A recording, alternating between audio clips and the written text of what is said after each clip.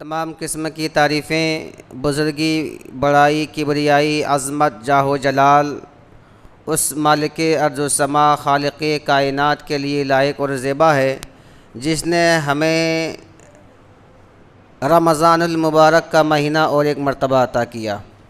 ہر قسم کی تعریفیں اسے اللہ رب العالمین کے لیے۔ بعدہ انگنت لامحدود درود و سلام ہوں اس دنیا کے اندر جتنے بھی نبی، رسول، پیغمبر آئے، یکے بعد دیگر پر سب پر علیہ الصلاۃ و تسلیم، اور بالخصوص ہم سب کے آقا مدنی محمد الرسول اللہ صلی اللہ علیہ وسلم پر۔ اللہم صلی وسلم مبارک علیہ صلی اللہ علیہ وسلم۔ محترم بھائیوں، ایک مسئلہ بتاتے چلوں اس سے قبل کہ میں اپنی گفتگو کا آغاز کروں۔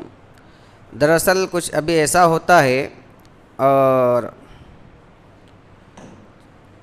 چونکہ اس کے دل میں، اس کے ذہن میں ایک بات ہے کہ مسجد میں ہم اس وقت تک نہیں بیٹھ سکتے جب تک کہ 2 رکعت نہ پڑھ لیں۔ حقیقت بھی ہے، مسجد کا یہ حق ہے کہ جب بھی ہم وضو کر کے داخل ہیں تو 2 رکعت پڑھے بغیر نہ بیٹھیں۔ سمجھ بھائی بات؟ اب جمعے کے دن اگر ہم آئے ہیں، خطبہ شروع ہونے میں 2 منٹ 3 منٹ باقی ہے، یا پھر اذان ہو رہی ہے، تو آنے والے حضرات اذان کا جواب دیتے ہیں، پھر جو ہے 2 رکعت پڑھتے ہیں، پھر بیٹھتے ہیں۔ ہوتا ہے نا ایسا؟ کیونکہ وہ اس لیے نہیں بیٹھ رہے ہوتے ہیں کہ اس حدیث کے اوپر عمل کر رہے ہوتے ہیں کہ اس سے پہلے ہمیں نہیں بیٹھنا چاہیے۔ لیکن آپ کو ذہن نشی ہونی چاہیے، اس پر ابن عثیمین کا فتویٰ ہے کہ جمعے کا جو خطبہ ہے وہ سننا واجب ہے۔ کیا ہے؟ جمعے کا خطبہ سننا واجب ہے۔ اس سے پہلے بھی میں بتا چکا ہوں آپ لوگوں کو، جمعے کا خطبہ سننا واجب ہے، اور جمعے کی اذان جو ہے، خطبے کی جو اذان دی جاتی ہے، اذان کا جواب دینا کیا ہے؟ سنت ہے۔ تو واجب کو ترک کر کے سنت کی تو فوقیت نہیں دے سکتے ہیں نا، ہے کہ نہیں ہے؟ تو اس لیے جب بھی مسجد میں آئیں، اگر اذان ہو رہی ہو تو ہمیں 2 رکعت جو نفل نماز پڑھتے ہیں تحیۃ المسجد، اس کے لیے نیت باندھ دینی چاہیے، چاہے اذان ہو رہی ہو یا اگر وقت ہے اذان نہیں ہو رہی تو اچھی بات ہے۔ جمعے کا خطبہ سننا واجب، اذان کا جواب دینا سنت۔ ٹھیک ہے؟ تو امید ہے کہ سمجھ میں آ گیا ہوں گا۔ اس کے اوپر فتویٰ بھی ابن عثیمین، علامہ ابن باز وغیرہ کا ہے۔ اللہ تعالیٰ سے دعا کرتے ہیں کہ اللہ ہم سب کو عمل کرنے کے توفیق عطا فرمائے، آمین۔ آج کے اس خطبہ جمعہ میں ہم انشاءاللہ العزیز خصائص رمضان المبارک سے متعلق جانیں گے۔ یہ وہ مہینہ ہے کہ اسلامی سال کے جو ویسے بھی شمسی ہو یا قمری، جو بھی سال ہوں، ہر مہینے کی گنتی، جو ہر سال کی گنتی، ہر سال میں جو مہینوں کی گنتی ہے وہ 12 ہے کہ نہیں ہے؟ تو 12 جو ہمارے مہینے ہیں، محرم، صفر، ربیع الاول، ربیع الاخر، جمادی الاول، جمادی الاخر، رجب، شعبان، رمضان، شوال، ذوالقعدہ، ذی الحجہ، یہ ایک ایسا مہینہ ہے اور اس کی خصوصیت ہے کہ ایک لوتا یہ جو مہینہ ہے، اللہ نے اس کا نام قرآن میں ذکر کیا، ایک لوتا ہے۔ تو دیگر مہینوں پر فضیلت اور فوقیت اور کیا خصوصیت ہے، اس سے ہم اندازہ لگا سکتے ہیں۔ اللہ نے کیا فرمایا؟ شہر رمضان الذی انزل فیہ القرآن، یہ وہ مہینہ ہے جس میں اللہ تعالیٰ نے قرآن مقدس کو یک بارگی بیت العزہ میں نازل فرمایا۔ اور قرآن وہ کتاب ہے جو حق اور باطل کے درمیان تمیز سکھاتی ہے، کیا صحیح کیا غلط، کیا اچھا کیا برا۔ حق اور باطل کے درمیان فرق کرنے والی اگر کوئی کتاب ہے تو وہ قرآن ہی ہے کہ نہیں ہے؟ تو بہت سارے خصوصیات ہیں اس مہینے کی، دیگر مہینوں پر ہم انشاءاللہ جانیں گے، لیکن اس سے پہلے تھوڑا سا ہم جانتے ہیں کہ اللہ رب العالمین نے یہ جو مہینہ عطا کیا ہے، اس مہینے کے روزے ہم پر کیا ہیں۔ دیکھیے بھائی، یہ مہینے کی جو 30 روزے ہیں، یا 29 ہوں گے یا 30 ہوں گے نہیں کہا جا سکتا ہے، اللہ تعالیٰ نے ہم پر ان روزوں کو فرض کیا ہے۔ اللہ نے فرمایا یا ایھا الذین آمنوا کتب علیکم الصیام کما کتب علی الذین من قبلکم لعلکم تتقون۔ اے ایمان والو، اللہ نے تم پر ماہ رمضان کے روزوں کو فرض کیا ہے۔ ماہ رمضان کے روزوں کو فرض کیا ہے تاکہ تم متقی اور پرہیزگار بن جاؤ۔ روزہ ایک ایسی عبادت ہے، جتنے بھی ادیان ہیں، جتنے بھی مذاہب اس دنیا کے اندر فی الوقت پائے جا رہے ہوں، تمام کے تمام مذاہب میں روزہ کسی نہ کسی شکل میں آج بھی باقی ہے۔ جی، آج بھی باقی ہے روزہ۔ ہمارے برادرم کو لے لیجئے، ہمارے عزیز برادرم ہندو بھائیوں کو لے لیجئے، غیر مسلموں کو لے لیجئے، اس میں روزہ ہے، ان میں بھی ہے روزہ۔ وہ اناج کو نہیں کھاتے، چاول روٹی وغیرہ یہ سب نہیں کھاتے، صرف فروٹ کو کھاتے ہیں، فروٹ کھا سکتے ہیں، یعنی کہ ان کے پاس بھی روزہ ہے لیکن ان کی شکل الگ ہے۔ فروٹ کھا سکتے، شاید اب آنے والا ہوگا مارچ وغیرہ میں، سال میں ان کے پاس وہ روزہ 3 دن کا روزہ ہوتا ہے۔ اسی طرح سے یہودیوں کو لے لیجئے، ان کے پاس بھی روزہ ہے۔ وہ کیسا؟ ہمارے نبی علیہ الصلاۃ والسلام جب مکہ سے مدینہ ہجرت کیے، مکہ سے مدینہ ہجرت کیے تو وہاں کے یہودیوں کو ہمارے نبی علیہ الصلاۃ والسلام نے دیکھا، صحابہ اکرام نے دیکھا کہ وہ لوگ روزہ رکھتے ہیں۔ اور وہ کون سے ایام تھے، کون سے دن تھے؟ محرم کے۔ ہمارے نبی علیہ الصلاۃ والسلام نے پوچھا بھائی تم ان دنوں میں روزہ کیوں رکھتے ہو، وجہ کیا ہے؟ تو ان لوگوں نے ایک بات کہی تھی، اس قوم نے، کہ ہم اس لیے روزہ رکھتے ہیں کہ فرعون جو تھا ظالم و جابر بادشاہ، ان کے ظلم و ستم سے، ان کی ظالمیت سے، ان کے ستانے سے اللہ تعالیٰ نے ہمارے نبی حضرت موسیٰ علیہ السلام اور موسیٰ کے تابعین کو، ماننے والوں کو، متبعین کو، اللہ نے اس دن جو ہے فرعون کے ظلم و ستم سے نجات دیا تھا۔ اس لیے ہم بطور خوشی روزہ رکھتے ہیں۔ تو یہودیوں میں بھی روزہ ہے، اس حدیث سے ہمیں اور آپ کو معلوم ہو رہا ہے۔ اسی طرح سے اللہ کے نبی علیہ الصلاۃ والسلام نے کہا کہ اے لوگو، تم سحر جو ہے دیر سے کرو، یعنی کہ اذان تک، اذان سن کر کے اپنا کھانے پینے کو بند کرو، اور افطار کرنے میں جلد کرو۔ کیوں؟ یہودیوں کی تم سے مخالفت ہو سکے۔ یہودی سحر کھا کے سو جاتے ہیں، وہ تو سحر ہی نہیں کھاتے ہیں، وہ تو یہودی سحر نہیں کھاتے، تم سحر کیا کرو، سحر کا کھانا بابرکت ہے۔ افطاری کرنے میں جلدی کرو، یہودی لیٹ کرتے ہیں۔ بارکے، تو کہنے کا مقصد یہ ہے کہ روزہ ہر مذاہب میں ہے، یہودیوں میں ہے، نصرانیوں میں، کرسچنوں میں بھی روزہ ہے۔ جتنے بھی مذاہب ہے، ہر مذہب کے ماننے والوں میں روزہ ہے۔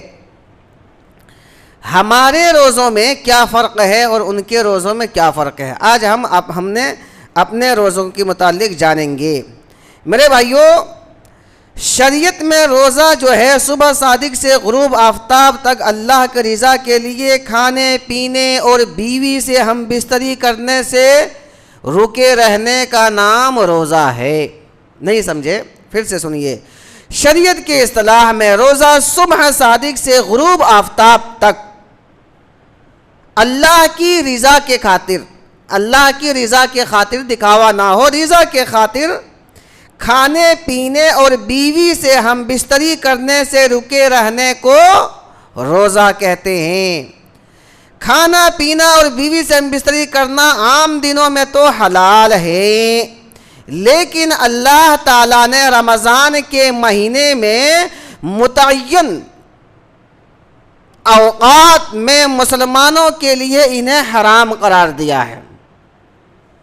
بھائی عام دنوں میں کھانا پینا اور مباشرت یہ تمام تر چیزیں جائز ہیں، لیکن صبح صادق سے لے کر کے غروب آفتاب تک یہ ہم پر حرام ہیں۔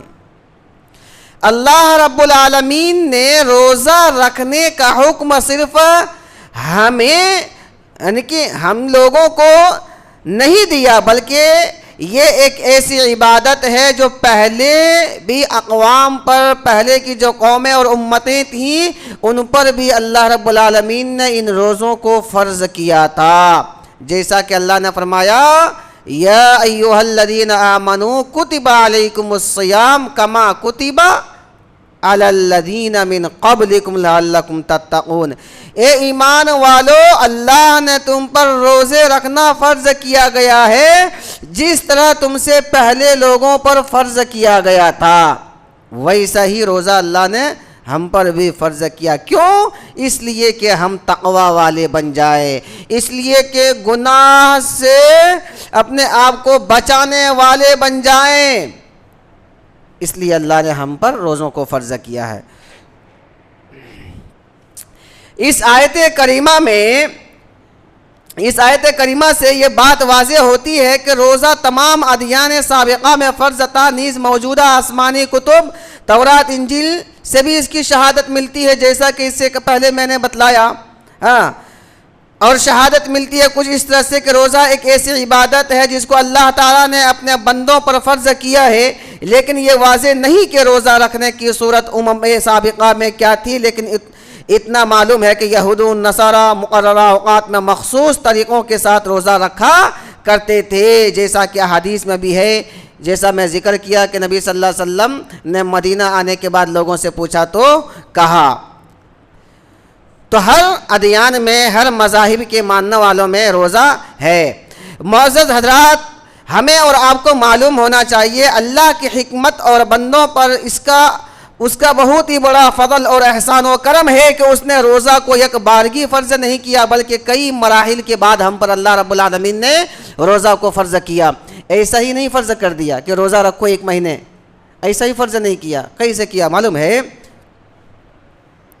پہلا مرحلہ نبی صلی اللہ علیہ وسلم ہر مہینے میں 3 دن روزہ رکھا کرتے تھے، ہر مہینے میں 3 دن روزہ رکھا کرتے تھے۔ آپ کی پیروی میں صحابہ اکرام بھی روزہ رکھنا شروع کیے، مہینے میں 3 دن۔ دوسرا جو مرحلہ ہوا وہ ہجرت کر کے جب مدینہ تشریف لائے تو آپ نے یہودیوں کو عاشورہ کا روزہ رکھتے ہوئے پایا، جیسا کہ اس مفہوم کی حدیث میں بھی گزر چکی ہے، میں نے آپ کو بتلایا۔ چنانچہ آپ صلی اللہ علیہ وسلم نے عاشورہ کا روزہ رکھا اور صحابہ اکرام کو اس دن روزہ رکھنے کی تعلیم دی، ترغیب دی کہ روزہ رکھا کرو۔ رمضان کے روزے بھی فرض نہیں ہوئے، عاشورہ کا روزہ پہلے سے رکھنا شروع ہوا۔ سمجھ میں یہ بات نہیں، رمضان کے روزے ابھی فرض نہیں ہوئے، عاشورہ کے روزے کے بارے میں اللہ کے نبی نے ترغیب دی، صحابہ اکرام اور رکھنا شروع کیے، مہینے میں 3 دن اور عاشورہ کے روزے۔ تیسرا جو مرحلہ ہوا اس کے بعد روزے کی فرضیت سے متعلق یہ آیت کریمہ نازل ہوئی، کون سی؟ یا ایھا الذین آمنوا کتب علیکم الصیام کما کتب علی الذین من قبلکم لعلکم تتقون، کہ اے ایمان والو، اللہ نے تم پر ماہ رمضان کے روزوں کو فرض کیا جیسا کہ سابقہ امتوں پر فرض کیا گیا تھا، تاکہ تم متقی اور پرہیزگار بن جاؤ، تب جا کر کے روزہ فرض ہوا۔ ابتدائی اسلام میں روزے رکھنے کی جو عادت ابتدائی اسلام میں روزے کی عادت نہ ہونے کی وجہ سے روزہ کی طاقت رکھنے والوں کو بھی رخصت دی گئی تھی. اس بات کو یاد رکھیے. ابتدائی اسلام میں شروع جب اسلام آیا تھا، جو لوگ روزہ رکھنے کی طاقت اور قوت بھی رکھتے تھے نا، تو ان لوگوں کے لیے اس بات کی رخصت تھی کہ وہ روزہ نہ رکھے اور فدیے میں اگر کسی مسکین کو کھانا کھلا دے تو چلے گا. سمجھ میں آئی بات؟ روزہ رکھنے کی طاقت ہے، لیکن ایک ہوتا ہے نا عادت. اسی عادت کو سدھارنے کے لیے، عادت لگانے کے لیے ہم تو شعبان کے مہینے میں ایک دن چھوڑ کے ایک دن روزہ رکھتے ہیں تاکہ رمضان کے روزے رکھنے کی عادی بن جائے. ہے کہ نہیں ہے؟ تو عادتاً صحابہ اکرام پر ابھی یہ آیت نازل ہوئی، یہ ابھی حکم ہوا، تو روزہ رکھنے کی عادت نہیں ہونے کی وجہ سے انہیں رخصت دے دی گئی تھی کہ طاقت ہے، نہیں رکھ پا رہے ہو تو کوئی حرج کی بات نہیں، فدیہ میں ایک مسکین کو کھانا کھلا دو. جیسا کہ اللہ رب العالمین کا فرمان ہے وَعَلَى الَّذِينَ يُطِيقُونَهُ فِدْيَةٌ طَعَامُ مِسْكِينٍ فَمَن تَطَوَّعَ خَيْرًا فَهُوَ خَيْرٌ لَهُ وَأَن تَصُومُوا خَيْرٌ لَكُمْ إِن كُنتُمْ تَعْلَمُونَ. اور اس کی یعنی روزہ کی طاقت رکھنے والے فدیہ میں ایک مسکین کو کھانا کھلا دیں، پھر جو شخص نیکی میں سبقت کرے اس کے لیے بہتر ہے، لیکن تمہارے حق میں بہتر کام روزہ رکھنا ہی ہے اگر تم باعلم ہو. ابھی اس کے وضاحت ہم بعد میں دیکھیں گے. یہ آیت منسوخ، یہ جو مسئلہ ہے یہ منسوخ ہو گیا ہے کہ طاقت رہنے، اگر طاقت ہے اور روزہ نہیں رکھ پا رہے ہیں تو مسکین کو اگر کھانا کھلائیں گے، یہ منسوخ ہو گیا ہے. بلکہ روزہ رکھنا ہی ہے جب بیمار ہے، ایسی بیماری جو روزہ نہیں رکھ پا رہے ہیں، بھوکے رہنے کی وجہ سے شدید امکان ہے کہ بیماری بڑھ جائے گی، تو پھر روزہ چھوڑنا ہے اور بعد میں قضا کرنا ہے، بعد میں قضا کرنا. لیکن ایسی بیماری جو دائمی بیماری ہو چکی ہے تو پھر فدیے میں مسکین کو کھانا کھلائیں گے. لیکن پہلے جو مسئلہ تھا کہ طاقت ہے، روزہ نہیں رکھ پا رہے ہو، مسکین کو کھانا کھلا دو، یہ منسوخ ہو گیا. اور اب یہ ہے کہ بیماری کی وجہ سے آپ روزہ نہیں رکھ پا رہے، ٹھیک ہے، بعد میں قضا کو پورا کر لو، قضا کر لو، گنتی پوری کر لو. لیکن بعد میں بھی طاقت نہیں رکھ پا رہے ہیں، دائمی مرض میں مبتلا ہو چکے ہیں، تو پھر مسکین کی طرف جائیں گے، فدیہ کی طرف جائیں گے. سمجھ میں آئی بات نہیں؟ ہاں. اسی طرح سے مسافر کے لیے بھی ہے، فدیہ ادا کر دیں اور بعد میں قضا پورا کر لیں.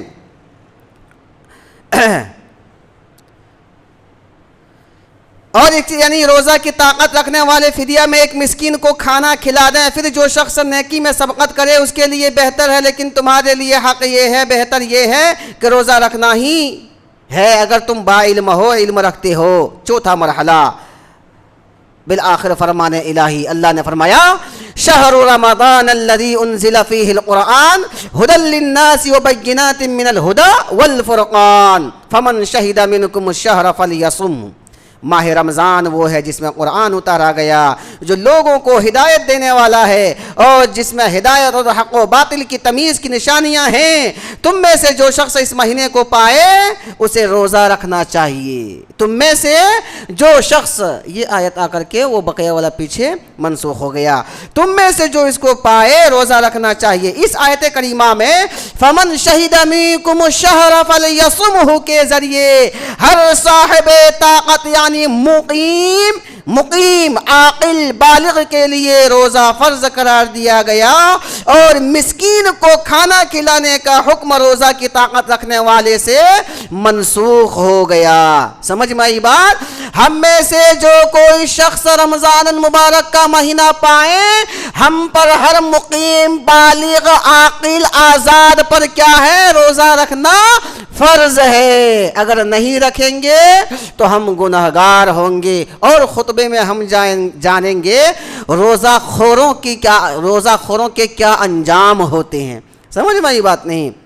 تو اللہ تعالی ہم سب کو رمضان کے پورے گنتی کو پورا کرنے کی توفیق عطا فرمائے، یعنی کہ روزہ کے ساتھ گزارنے کی توفیق عطا فرمائے. البتہ بڑے بوڑھے اور اس بیمار کے لیے برقرار ہے جیسا کہ جس کے لیے شفا کی کوئی امید نہ ہو، نیز حاملہ اور مرضیہ، اگر حاملہ عورت ہے، دودھ پلانے والی ماں ہے، بچے کو دودھ پلاتی ہے، تو اس کے لیے بھی یہ جائز ہے کہ روزہ نہ رکھے اور مسکین کو فدیہ دے اور بعد میں گنتی کو پورا کر لے۔ سمجھ میں آئی بات؟ اسی طرح سے اگر کوئی پریشانی محسوس کریں تو مرض کے حکم میں ہے ہوں گی تو یعنی وہ روزہ نہیں رکھیں گے۔ دائمی مریض جیسا کہ میں نے بتلایا تو اس کے لیے بھی قضا ہے، فدیہ میں مسکین کو دے۔ میرے بھائیو، ابتدائی اسلام میں ایک حکم یہ بھی تھا کہ روزہ افطار کرنے کے بعد عشاء کی نماز یا سونے تک کھانے پینے اور بیوی سے مباشرت کی اجازت تھی۔ عشاء کی نماز یا سونے کے بعد ان میں سے کوئی کام نہیں کیا جا سکتا تھا۔ دیکھیے یہ روزوں کے مسائل ہے، ہمیں جاننا کتنا ضروری ہے اور اللہ کا کتنا بڑا رحم و کرم کا معاملہ ہے، اللہ نے ہم پر رحم کیا۔ پہلے روزہ کیسا تھا معلوم ہے؟ پہلے روزہ اس طرح سے تھا کہ کوئی آدمی اگر روزہ ایسا تھا کہ مغرب سے لے کر کے عشاء کی اذان تک کھانا پینا، بیوی سے ہم بستر مباشرت وغیرہ کر سکتے تھے۔ اگر کوئی مغرب سے عشاء کے بیچ میں سو گیا اور عشاء کی اذان ہو گئی تو پھر اسے کھانا پینا جائز نہیں، پھر پوری رات بھوکے رہیں گے، پھر پورے دن بھوکے رہیں گے، پھر مغرب کی اذان جب ہوں گی اس وقت تک کھانا پینا۔ 1-2 گھنٹے کا وقفہ بڑی مشکل سے ہوتا ہے کہ نہیں ہے؟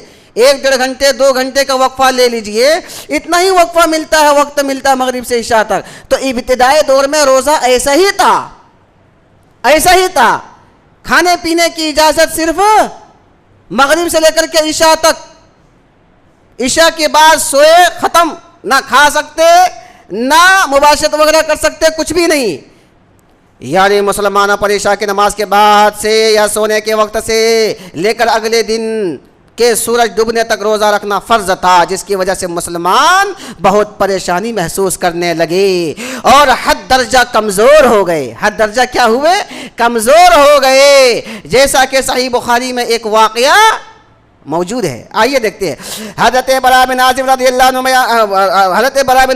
اللہ عنہ کا بیان ہے، وہ بیان کرتے ہیں کہ آغاز اسلام میں صحابہ اکرام جب روزہ سے ہوتے اور افطار کے وقت کوئی سو جاتا تو پھر اس رات میں اور آنے والے دن میں بھی اسے کھانے پینے کی اجازت نہیں ہوتی۔ نہیں سمجھ بھائی، سنیے پھر سے ایک مرتبہ۔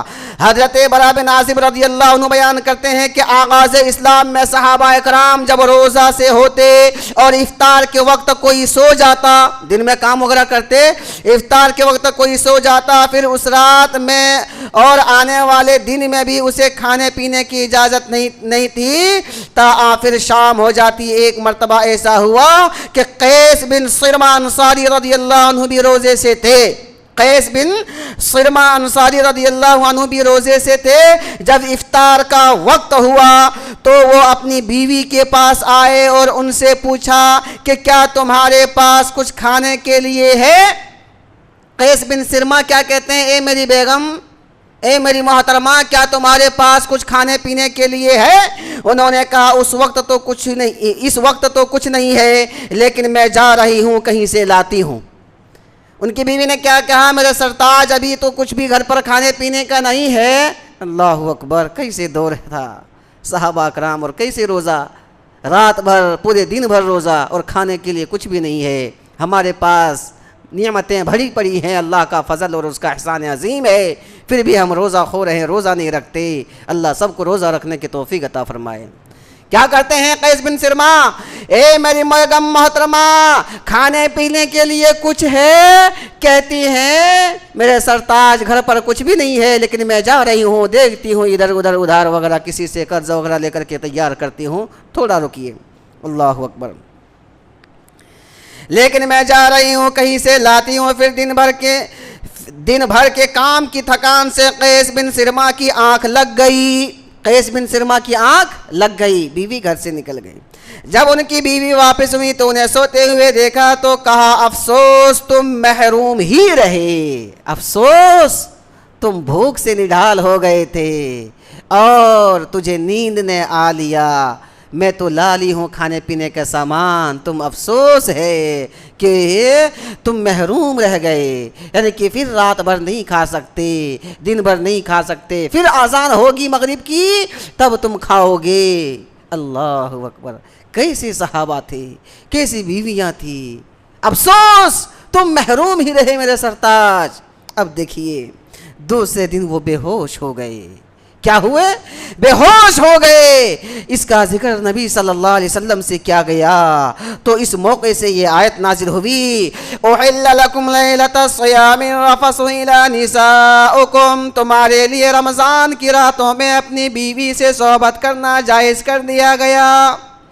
اس پر صحابہ اکرام بہت خوش ہوئے۔ مزید اللہ تعالیٰ نے یہ بھی فرمایا، وَكُلُوا وَاشْرَبُوا حَتَّى يَتَبَيَّنَ لَكُمُ الْخَيْطُ الْأَبْيَضُ مِنَ الْخَيْطِ الْأَسْوَدِ مِنَ الْفَجْرِ ثُمَّ أَتِمُّوا الصِّيَامَ، شوق سے کھاؤ پیو یہاں تک کہ صبح کی سفیدی دھاری رات کی کالی دھاری سے نمایاں ہو جائے۔ اللہ اکبر، اللہ نے کتنا رحم کیا، کہا اے لوگو تمہارے لیے اب یہ جائز ہو گیا کہ تم اپنی بیوی سے صحبت کرو رات میں، اور پھر شوق سے اکلو وشربو، کھاؤ پیو یہاں تک کہ تمہارے دھاگا رات کے دھاگے سے صبح کے دھاگے میں ظاہر ہو جائے۔ تو یہ اللہ رب العالمین کا کتنا بڑا فضل اور احسان ہوا کہ اللہ نے ہمیں رات بھر کھانے پینے کی اجازت دے دی، ورنہ اگر ویسا روزہ آج اگر باقی رہتا، ہم یہ روزے نہیں رکھتے تو وہ روزہ کہاں سے رکھتے تھے، کہاں سے رکھ پاتے؟ ہے کہ نہیں ہے؟ اللہ ہم سب کو روزہ رکھنے کی توفیق عطا فرمائے۔ اور ایک دوسرے واقعہ آئیے دیکھتے ہیں۔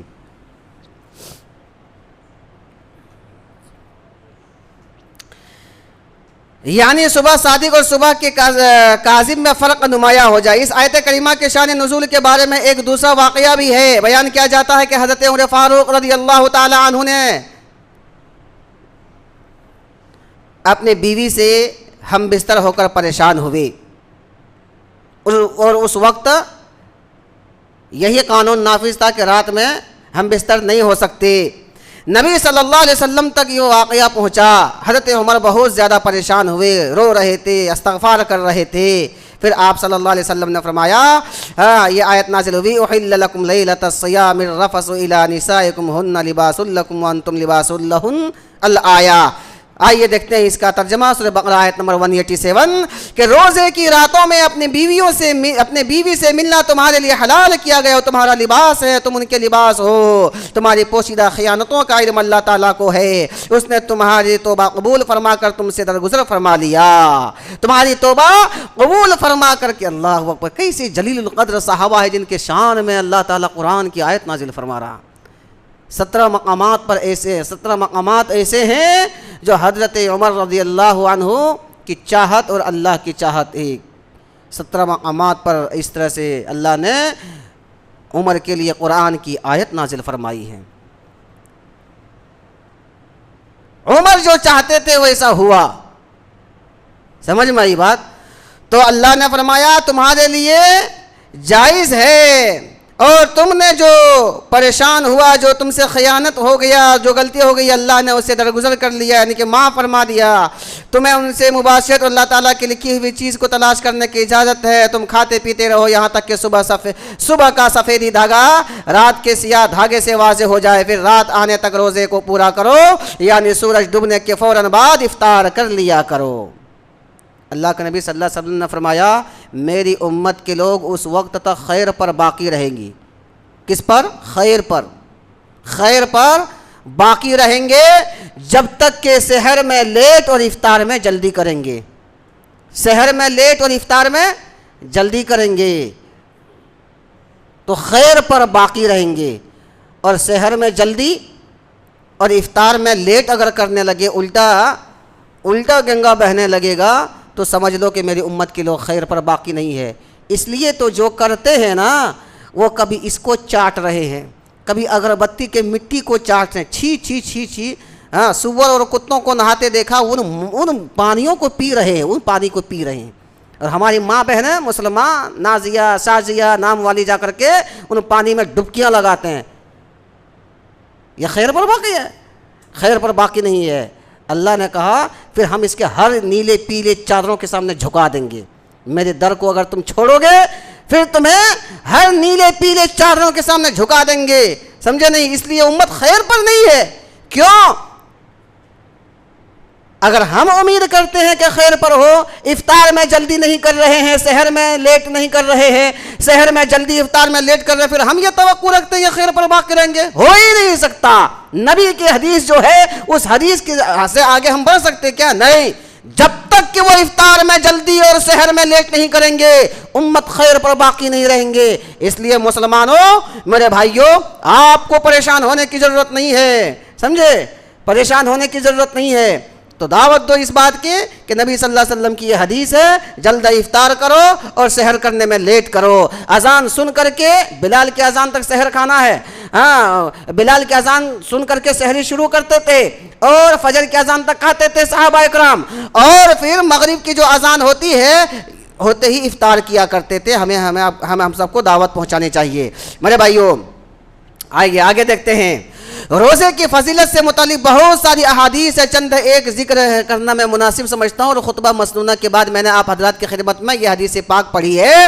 ابو ہریرہ رضی اللہ عنہ سے روایت ہے، رسول اللہ صلی اللہ علیہ وسلم نے فرمایا، اللہ رب العالمین کا ارشاد ہے، ابن آدم کا ہر عمل اس کے لیے ہے لیکن روزہ میرے لیے ہے، اس کا بدلہ میں خود دوں گا، کیونکہ روزہ میرے لیے ہے۔ روزہ قیامت کے دن ہمارے لیے ڈھال بن کر کے آئے گا، لہذا روزہ جو ہم رکھتے ہیں یہ سفارش کرے گا کہ اے اللہ، انہوں نے مجھے بڑا سنبھال کر کے رکھا، میرے لیے بھوکے پیاسے رہا، ہے کہ نہیں ہے؟ تمام تر لغویات سے اپنے آپ کو بچائے رکھا، میں اس کے حق میں سفارش کرتا ہوں، سمجھے نہیں؟ اسی طرح سے قرآن کی تلاوت اور روزہ یہ اللہ تعالیٰ کے یہاں سفارش کرے گا۔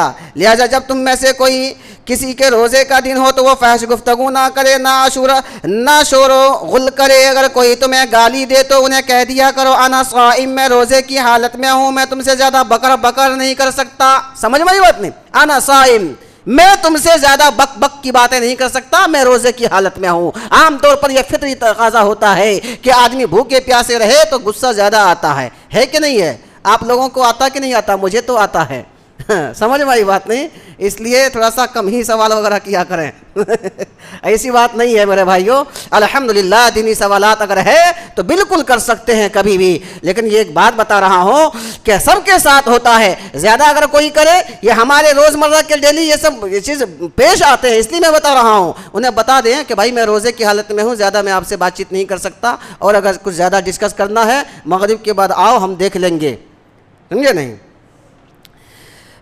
کہہ دو کہ میں روزے سے ہوں، اس ذات کی قسم جس کے ہاتھ میں محمد کی جان ہے۔ اللہ کے نبی نے فرمایا قسم کھا کے کہ روزہ دار کے منہ کی بو اللہ کے نزدیک مشک کی خوشبو سے بھی زیادہ معطر اور پسند ہے، خوشبو سے زیادہ پاکیزہ ہے۔ رب سے ملاقات جو روزے دار ہوتے ہیں اس کے لیے دو خوشیاں ہیں، ایک افطار کے وقت، ہے اللہ اکبر، افطاری کے وقت ہمارے بچے بھی خوشیوں میں شامل ہونا چاہتے ہیں۔ بچوں کو پوچھو نا، بیٹا تم کو بھی فروٹ میں بٹھائیں گے، دسترخوان پر بٹھائیں گے، خوشی نہیں ہوتی؟ نہیں، ہم روزہ رکھیں گے، اور معلوم ہے اس کے ذہن میں کیا بات چل رہا تھا، روزہ رکھ کر کے ہم دسترخوان پر بیٹھیں گے۔ تو افطاری کے وقت ایک خوشی ہے، اللہ تعالیٰ ہر روز افطار کے وقت بہت سارے لوگوں کو جہنم سے آزاد کر کے جنت میں داخلہ دیتا ہے، اور اس کے لیے کتنی بڑی خوشی کی بات ہوگی کہ جس کی آزادی مل چکی ہوگی، ہمیں تو نہیں معلوم، لیکن اللہ تعالیٰ سے ہم افطار کے وقت دعا کر رہے ہوتے ہیں، ہے کہ نہیں؟ طرح طرح کی نعمتیں ہمارے سامنے موجود ہیں۔ تو روزے داروں کے لیے کب ہے؟ دو خوشیاں ہیں، ایک روزہ افطار کرتے وقت، اور ایک اللہ سے ملاقات جب کریں گے محشر میدان میں، جب اللہ اس کا اجر عطا کرے گا۔ سمجھ میں یہ بات؟ دو خوشیاں، ایک افطار کے وقت، دوسرے جب وہ اپنے رب سے ملاقات کرے گا، وہ اپنے روزے کا ثواب پائے گا، تو اسے پتہ چلے گا کہ اس کی کتنی خوشی ہے۔ میرے بھائیوں، حضرت ابو ہریرہ رضی اللہ عنہ سے ایک دوسری روایت ہے کہ نبی صلی اللہ علیہ وسلم نے فرمایا، جو شخص رمضان کا روزہ ایمان کے ساتھ ثواب کی نیت سے اگر رکھتا ہے، من صام ایمانا و احتسابا غفر له ما تقدم من ذنبی، صحیح بخاری کی حدیث ہے کہ اللہ رب العالمین اس کے تمام تر پچھلے گناہوں کو کیا کرتا ہے؟ معاف فرما دیتا ہے، تمام گناہوں کو معاف کر دیتا ہے، درگزر کر دیتا ہے، یہ اللہ کے نبی صلی اللہ علیہ وسلم نے فرمایا۔ حضرت حذیفہ رضی اللہ عنہ فرماتے ہیں کہ میں نے رسول اللہ صلی اللہ علیہ وسلم کو فرماتے ہوئے سنا، آدمی اپنے اہل و عیال، مال اور پڑوسی کی وجہ سے غلطیوں میں مبتلا ہو جاتا ہے۔ نہیں سمجھے؟ حضرت حذیفہ رضی اللہ عنہ فرماتے ہیں کہ آدمی اپنے مال، اپنے اہل و عیال، اپنے پڑوسیوں کی وجہ سے غلطیوں میں مبتلا ہو جاتا، لیکن نماز، روزہ اور صدقہ کی برکت سے وہ مٹ جاتی ہیں، وہ مٹ جاتی ہے۔ مال پڑوسیوں سے کبھی اوپر نیچے ہو گیا ہے کہ نہیں ہے؟ یہ تمام تر چیزیں جو ہے نا ہوتے رہتے روزمرہ کی زندگی میں۔ تو جب روزہ رکھتا ہے نا تو اس کے عوض میں تمام تر چیزوں صدقہ وغیرہ کرتا ہے، تو نماز پڑھنے کی عوض میں، روزہ رکھنے کی عوض میں تمام تر چیزیں مٹ جاتی ہیں۔ حضرت سعد بن سعد رضی اللہ عنہ سے روایت ہے کہ رسول اللہ صلی اللہ علیہ وسلم نے فرمایا، جنت کے دروازوں میں سے ایک دروازہ کا نام ریان ہے، اس دروازے سے قیامت کے دن جنت میں صرف روزے دار کو داخلہ ملے گا، صرف روزے دار جائیں گے۔ کون؟ صرف روزہ رکھنے والے، اور کوئی نہیں۔ جہنم کے دروازے 7، جنت کے بھی دروازے 7، 7 7 14۔ اللہ رب العالمین نے جنت کے اندر ایک الگ سے دروازہ بنایا جس کا نام ریان ہے۔ جس کا نام کیا ہے؟ ریان۔ اور اس دروازے سے صرف اللہ رب العالمین نے خاص کر دیا کہ اس دروازے سے صرف میرے لیے جو بھوکا رہتا ہے اسے کو داخلہ ملے گا، جو میرے لیے بھوکا رہتا ہے، روزہ رکھتا۔ اللہ اکبر۔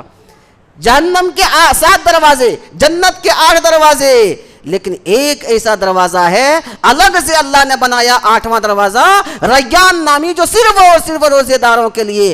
تو روزہ رکھنے کی بڑی فضیلت ہے میرے بھائیوں، اس لیے میرے نوجوان بھائیوں بہنوں، آپ سب کو معلوم ہونا چاہیے کہ روزہ بہت فضیلت والا عمل ہے، اس لیے ہمیں کبھی نہیں چھوڑنا چاہیے۔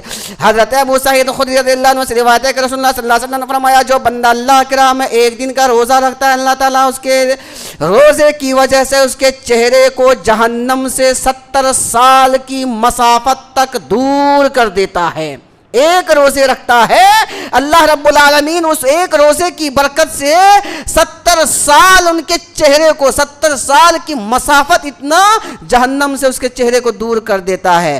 حضرت عبداللہ بن عمر بن عاص رضی اللہ عنہ روایت کرتے ہیں کہ رسول اللہ صلی اللہ علیہ وسلم نے فرمایا، روزہ اور قرآن بندے کے لیے قیامت کے دن سفارش کریں گے۔ روزہ کہے گا، اے میرے پروردگار، میں نے اس کو کھانے اور رغبت کی چیزوں سے دن کے وقت میں باز رکھا، بس اس کے حق میں میری شفاعت قبول فرما لے۔ قرآن کہے گا، میں نے اس کو رات میں سونے سے روکے رکھا تھا، لہذا اس کے حق میں میری سفارش قبول فرما۔ ان دونوں کی شفاعت قبول کر لی جائے گی، قرآن اور روزے کی شفاعت قبول کر لی جائے گی۔ اسلامی بھائی، اور رمضان کا مہینہ بابرکت مہینہ جس میں روزہ رکھنا فرض ہے، اللہ تعالیٰ نے اس کے لیے کچھ خصوصیات مقدر کی ہیں جو کسی دوسرے مہینہ کو حاصل نہیں ہے۔ تمام مہینوں میں صرف رمضان ہی وہ مہینہ ہے جو میں نے بتلایا کہ قرآن میں اس کا ذکر ہے، ایک ہی مہینہ ہے رمضان۔ اس مہینے میں جنت کے سارے دروازے کھول دیے جاتے ہیں، 2 نمبر 3، اس مہینے میں رحمت کے دروازے کھول دیے جاتے ہیں، جہنم کے دروازے بند کر دیے جاتے ہیں اور جنت کے دروازے کھول دیے جاتے ہیں۔ اللہ تعالیٰ اپنی رحمت کے دروازوں کو بھی کھول دیتا ہے۔ اس مہینے میں آسمان کے تمام دروازوں کھول دیتا ہے، اس مہینے میں جہنم کے دروازے بند کر دیے جاتے ہیں۔ روزے دار کے لیے ہمیشہ کوئی ایک خاص وقت نہیں، روزے دار اگر دعا کرے گا تو اللہ تعالیٰ اس دعا کو قبول کرے گا۔ جنت کے دروازے نیک عمل کرنے والوں کی حوصلہ افزائی کے لیے کھول دیے جاتے ہیں، اس بات کو یاد رکھو، اس لیے کہ نیک جو عمل کرتے ہیں اس کے حوصلہ افزائی ہو۔ جہنم کے دروازے اس لیے بند کر دیے جاتے ہیں کہ اس نے ہمت افزائی ہو کہ دیکھو جنت کے دروازے کھول دیے گئے ہیں اور جہنم کے دروازے بند کر دیے گئے ہیں، لہٰذا روزہ رکھا کریں اور روزے کی جو چیزیں ہمیں پابندی ہونی چاہیے وہ تمام تر چیزوں کا پابند رہیں، یعنی کہ غلط چیزیں نہ بولیں، لغو چیزیں نہ دیکھیں، غلط چیز نہ پکڑیں، غلط طرف قدم نہ اٹھائیں، سمجھے، بیہودہ قسم کی باتیں نہ کریں۔ جھوٹ تو بولنا ہمیشہ حرام ہے، بالخصوص تو چھوٹی چھوٹی باتوں کا بھی ہمیں باتوں سے بھی اجتناب کرنا چاہیے۔ یہ تمام تر چیزوں کا خلاصہ کلام یہ نکلا کہ میرے بھائیوں، اللہ تعالیٰ نے ہمیں یہ رمضان کا مہینہ عطا کیا، اس لیے ہمیں اور آپ کو چاہیے کہ اللہ نے جن روزوں کو ہم پر فرض کیا اس کو پابندی کے ساتھ رکھا کریں۔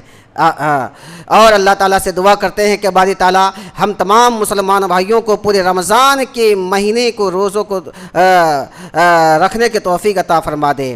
آمین۔ اے اللہ جنہوں نے دعاؤں کے لیے کہا مولا ان کی جائز مقاصد کو پوری فرما، مولا جو پریشان حال ہے ان کی پریشانی کو دور فرما، مولا جو بیمار ہیں ان سے شفا کلی عطا فرما، ہم میں سے جو مقروض ہیں باری تعالیٰ ہم تو اس سے دعا فرماتے ہیں کہ باری تعالیٰ ہمارے کاروبار میں تو اتنی برکت عطا فرما دے کہ ہم اپنے قرض حسنہ کو بآسانی ادائیگی کر سکے۔ آمین۔ اے اللہ بڑوں کی عزت چھوٹوں پر شفقت کرنے کی توفیق عطا فرما، مولا ہم سب کو کتاب و سنت پر عمل کرنے والا بنا، آمین۔ تقبل یا رب العالمین۔